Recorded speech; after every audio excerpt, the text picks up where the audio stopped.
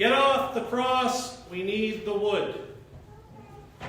Have you heard this before? It's a phrase, a well-known phrase that is usually attributed to a couple different people. Anyone who's bemoaning all the work that they have to do for others. It's also for people who get caught up in trying to save and fix other people. And it's also about people who love to play the victim all the time. Get off the cross, we need the wood.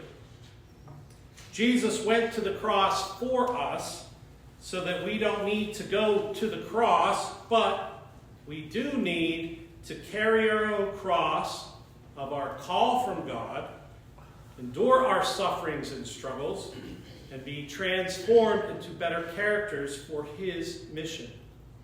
So get off the cross, we need the wood. Why do we suffer? That is probably the greatest question I've been asked throughout my journey as a Christian, especially within the ministry. And there's a whole series and theories about and theology about this called theodicy.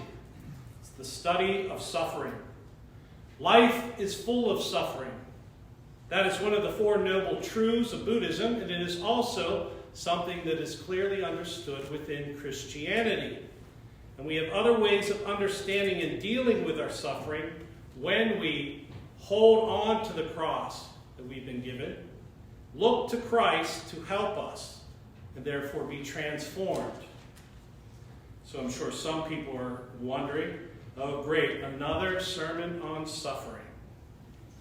Where's the happy-go-lucky messages like Joel Osteen? Maybe not.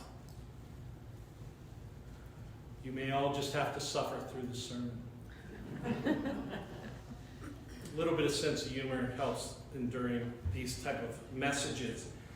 Besides, they say, or I've read something to the effect that declared, quote, prolonged anger and sadness can affect you for over 5 hours. Whereas 15 minutes of laughter can relieve you for over 24 hours. So I encourage you to find things that are funny when you're going through hard times.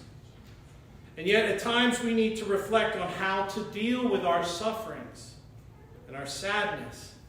We need to talk about it, think about it, and we need to deal with it in a healthy and spiritual way. So number one, embrace our sufferings and hold on to the cross of Christ. We all suffer. We all do. That's the one thing we all have in common as human beings. No one gets out of this world without it. We all suffered, we have suffered, and we will suffer. So how do we deal with it?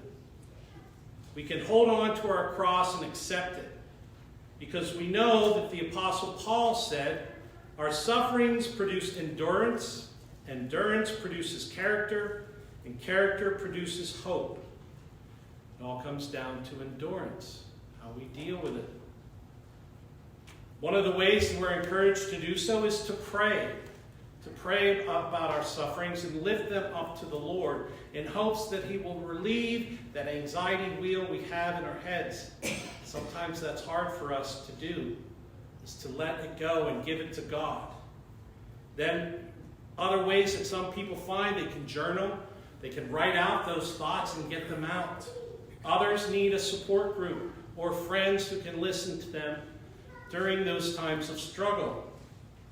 Because we need to continue to endure and become more resilient to become stronger characters. And I'm a character, all right?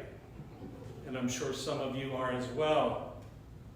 So we hope to grow as characters in Christ. And the sufferings of life and the blessings of God go hand in hand. And it's interesting how we celebrate Christmas more in America than we celebrate Easter. Because Easter is the pinnacle of our faith, and yet we focus on the birth, the celebration of giving. And in South America and other parts of the world, they celebrate Lent and Good Friday more.